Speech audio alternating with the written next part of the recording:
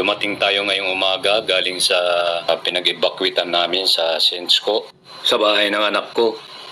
Ito ang nadatnan namin sa bahay na daming putol na sanga ng kahoy, hindi naman nabuwal yung iba. Daming laglag na mga dahon ng puno.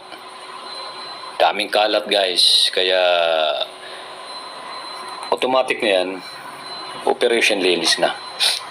Huwag na tayong magantay sa mga tauhan ng barangay dahil busy din sila sa kalilinis sa kanilang bakuran. Ayan, binumpisa ng putol-putulin ng mga sanga na nabali.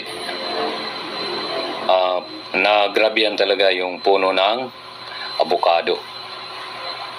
Ayan, hanggang sa labas, lalo na sa kalsada. Ang daming kalat ng mga dahon, mga sanga na bali.